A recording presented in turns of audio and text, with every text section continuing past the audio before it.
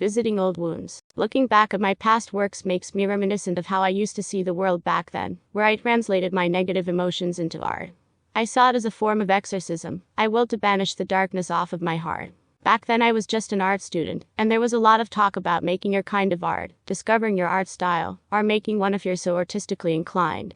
Though a lot of my peers spoke and talk about this, only a few, maybe even less than that, actually did ever get and found or made their art style. After 19 years, only those people who did, arguably, are still the ones who are still heard of in the art scene today. Maybe it's a testament that from the very beginning, these were the ones who were serious enough about making art, finding out what it's really all about, and also finding out who they really are in the process of it, discovering their true voice in painting whatever came out of their souls. As opposed to those who only were really at it for recognition and fame, and not honing one's skill or even thinking that art is also self-discovery. Luckily enough, I was one of those who found their mark.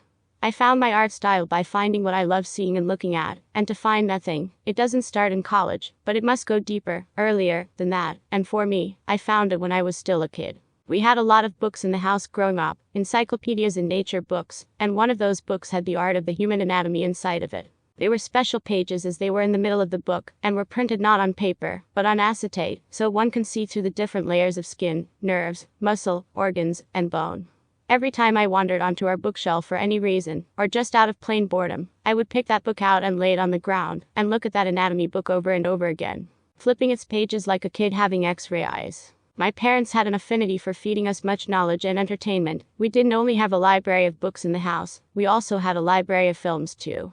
My mother loved books and fed us knowledge and wisdom with pages upon pages of histories and facts. My dad also fed us stories and fiction through tons and tons of movies from his collection of films from our very own video store. Before the age of streaming we have today, back then, you had to rent a movie physically from a video rental store, where you could rent a Betamax or VHS tapes, if you ever missed the film in a theater. It was a very lucrative business at the time, as my father was able to put us through school with the income he got from the rental store. This is where my love of films, stories, and even interest in the occult and dark themes came from. Going back to discovering my art style, it was inevitable that when Fine Arts College came I would encounter the human figure again for our anatomy class. And this rekindled the fire, fanned the flames of my fascination with the skinless figure. We also had to draw them daily and draw them with excellence. I did, as I always got a high grade on the subject. But when it came to an art exhibit with the art organization I was a member of, 𝐸𝐴𝐷, we had to submit something original, not a plate that your teacher tasked you to paint and do a liking of to practice your skills. No, it had to be, at least in my mind, our very own art style. Our theme for the show was doing one's self-portrait, and so I painted mine, which I was already happy about. And the dean, being the head instructor of the organization, said that it was too simple, that it lacked something. So he said that I should do something more to it, or do a do-over and take a second crack at it. At first, I felt down. It was as if I had been rejected into joining my first art group exhibit. I felt like my work was no good, but my mentor, 𝐸𝐴𝐷, a higher batch student and the president of the organization, told me to not give up and do something else. He clarified that the dean wasn't rejecting me or my work, but instead wanted me to make something better. After hearing that, I took it as a challenge, and I decided if I wasn't thinking about what others might say, if I wasn't thinking about the pressure of this piece being my first artwork to be shown in a gallery, and if I just went and did something without holding back, what would I paint? So that made me think, what topics was I interested in, what story should I tell? What was going through inside me and what can I do that will be uniquely mine? I went deep with what I was feeling at the time, and told my story of heartbreak and pain, since I recently just had a bad breakup. I merged it with my love of dark-themed stories, and my ongoing fascination with the macabre and human anatomy. I then painted myself as being skinless. That was the pain that I was feeling at the time. It felt like I was skinned alive. I was so happy with what I created, that I decided I'd go even further, even adding a bigger wooden frame and painting some skinned arms, as if they were holding the smaller artwork. I also added some rose stems with thorns on the side, and titled the piece Pain, a self-portrait. The title was not subtle, I know, but it was my first exhibited art. Nevertheless, the impact on those who saw it when I brought it to school for our weekly review of works wasn't at all subtle. People were in awe with how I turned a watercolor artwork on paper into something entirely new, and cranked the art up to 11.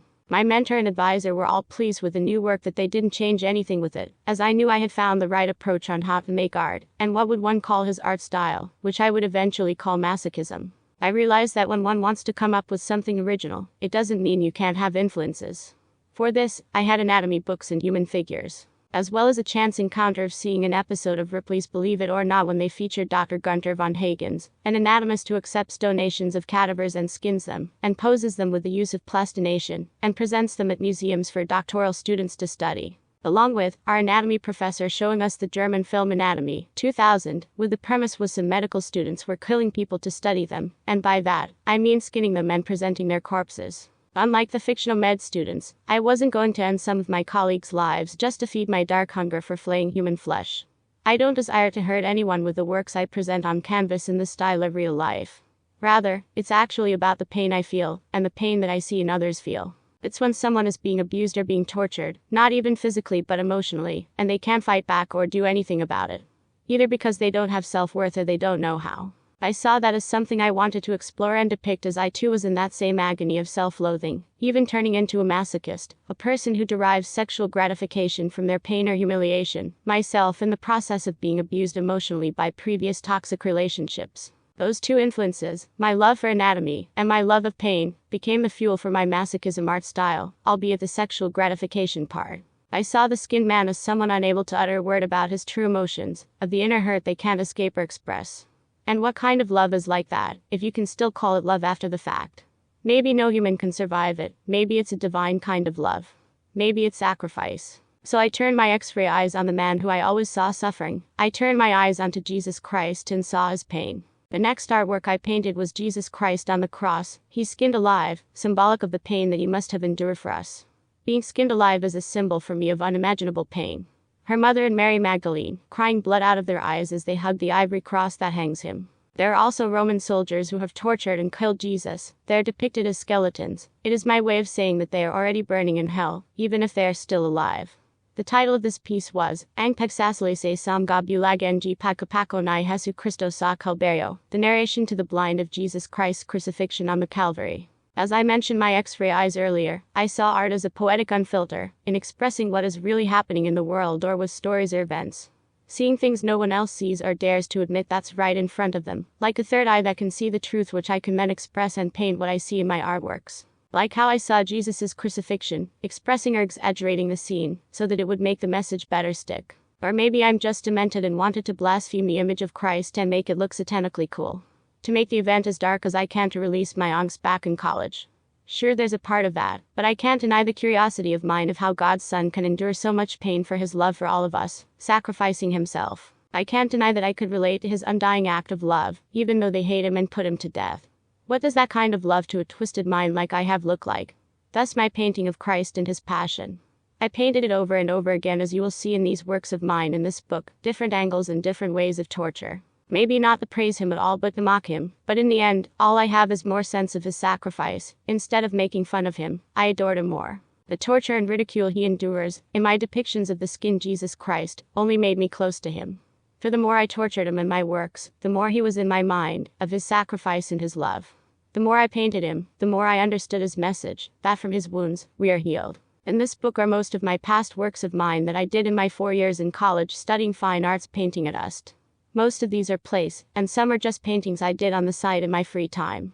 This brings me to the fact that canvases aren't that cheap. I didn't have a job then, and we barely made it paying my tuition fee every semester in college, but I really wanted to paint more, especially with all the ideas I have in my head, and now that I have my very own art style, even though I knew I didn't have enough dough to buy canvases. So what I did was, after class, I went to scavenge discarded canvases I found beside garbage bins at our university building. Some art students weren't really in it for painting on canvas, they were there for design, and most of them had the money to just throw away a perfectly good and newly bought canvas, after painting it earlier that day. I didn't have that advantage or allowance, so I dumpster dived as much as I could in terms of repurposing any discarded artwork I could find. I combed through every floor after class in search of a canvas I could paint on, and even hit the mother lode for abandoned ones on top of lockers at the end of each school year. The canvases were of course painted on already, but that didn't matter to me. I just painted some black enamel on all of them, and turned trash into treasure. The canvas even had different sizes, which is why some of these works you can see that are like puzzles. They are connected with multiple canvases, because I wanted to paint bigger paintings, and didn't have the money to buy or make a huge canvas, so I just connected them instead, and drew some studies to best fit what shape of canvas I had with me at the time. I also didn't even have enough space in my small bedroom at the time to paint these huge combinations of canvases. I had to make room for them by moving my bed, tilting it on the wall, and just sleeping on the floor most nights. I compiled these Masochism works of mine to act as a reminder of where I've been, not just how I was able to improve this art style, but also bring me back on how I survived in my early beginnings as an artist, scrounging for canvases, sleeping on the floor, finding my favorite influences, and digging deep inside to find my meaning of what to paint. Maybe by doing so and sharing the story with others, I can inspire them to paint or to keep at it, even though life is tough. Even before I published this book, I had a few artists approach me and confess that they were inspired to make their art because they saw my work or had read my comic, The Man from the Planet of the Masochists, and ventured on to make their unique work, and now they're successful artists at their own right, and I'm truly happy for them. And for me, being acknowledged that my work was seen by someone and was impacted by them is akin to me seeing anatomy art in cellophane layers, back when I was still a child. Inspiration and influence, you see, is a beautiful thing. Though to be completely honest, this is not really the reason why I paint or put my work out there. As selfish as it sounds, I paint because I love to paint and have something to say, and want to say it, either in writing essays or poetry, or in making comics and painting artworks. Other people being inspired by my work isn't my priority, but is a welcome byproduct. I am and will be eternally grateful for the people who acknowledge me in their work, because in turn I am also inspired back into making even more art by their revelation. This book is selfishly crafted for my own benefit because I imposed a challenge unto myself of self-publishing 12 books this year, this book being the 5th, not for bragging rights, but to really squeeze out creatively what I can come up with in the limited time, as well as proving to myself that it can be done, and not giving in to excuses even though I already have a full plate of work and deadlines. Or this book may be just for my son because he really loves looking at my Masochism artworks, as much as I was looking at anatomy art back then.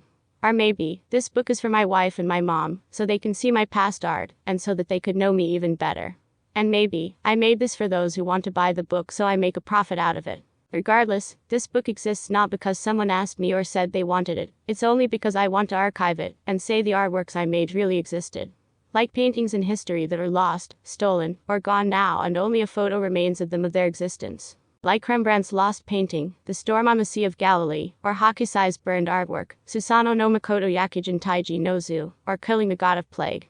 We are lucky enough that these artworks existed in our time, and even luckier so that, even though we don't know where they are now or are forever lost, we still had the technology to see them before being truly gone. Likewise, the paintings you'll see in this book are mostly missing, which means I don't have them. Either someone owns them either by stealing them or found them by chance, or they are in a landfill somewhere after being misplaced or thrown away after an art exhibit with an irresponsible curator, or most likely, because I forgot it was part of a show at all, and never picked it up after the egress. Some I may have lent or given to people, and some of them I do still have, stored in our old house, but not properly so as they have been wet by numerous rains from a leaky roof, or their frame got eaten by termites. Most of which I've decided to paint over the canvas because I didn't have money to buy new ones. And a few, I do still have, but their colors have faded and are in much need of restoration, due to having student-grade paint being used, since I painted them all in college, and an even lesser number are safely kept, but are still nowhere near their prime state. Suffice it to say, to see them in their full glory, you either had to be there, or you had to have a time machine to see it. So the next best thing to see that they really existed is from photos, and thankfully I was able to document most of them. These are the photos you will see here in this book. Although none of the photos were shot professionally, it was just me who took them. Some of them are blurry as hell, but I did my best to restore them in the photos, because otherwise, we have nothing to show here. Only a memory of mine and those who saw it, and with our technology today, we still can do that yet. However, I'm proud to say that the pictures here still maintain the rawness of the time in the painting itself. Somehow they still preserve what was seen by others and made by me at the time almost 2 decades ago. I think I made at least 50 to 60 Masochism artworks when I was in college. Some of them are drawings and pencil studies, and the others are paintings done in pen and ink, and in this book, I'm only able to show 33 of them as some didn't have photos or the pictures I had didn't pass my standards to be at all seen. I had fun making these artworks, and you might say that how could I if I was going through a tumultuous relationship at the time? Well, as I said before, I was exercising all my bad thoughts and emotions out of myself and putting them onto canvas. I truly believe in art making as a means to keep oneself sane. It's because we can let out the pain and we can say what we can't in words into images. If we don't have anyone to talk to, the canvas is always all ears whenever and whatever we want to say. Revisiting these old wounds, at first, was a daunting task for me.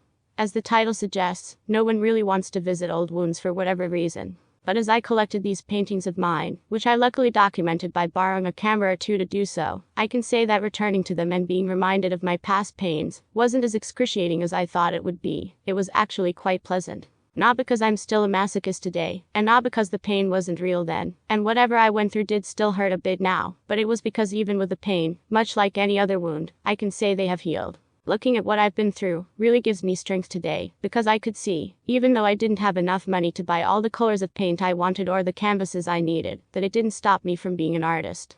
As well as, even though there wasn't an abundance of people who were able to understand what I was saying, it didn't stop me from speaking my truth. I'm proud of what I have accomplished then and now because I always gave it my best. Looking at them through the lenses of what my art is now, I am still awed by them, even if some of the pictures that I've taken then were blurry. The memories of me painting these works, and seeing them finished are, even up to now, crystal clear. And it's most definitely so to any artist when one gets lost in the process, and somewhat allows themselves to be consumed with the artwork he does. Putting all his focus, mind, and soul into the moment of making the artwork, his excellence transcends time, even if the painting is a mere plate for his anatomy class, even if the artwork is simply made, just to say that he was hurt by being brave enough to love and accept the pain that often comes with it, even if his artwork was painted from a canvas picked up beside a garbage bin. Marius Black 2023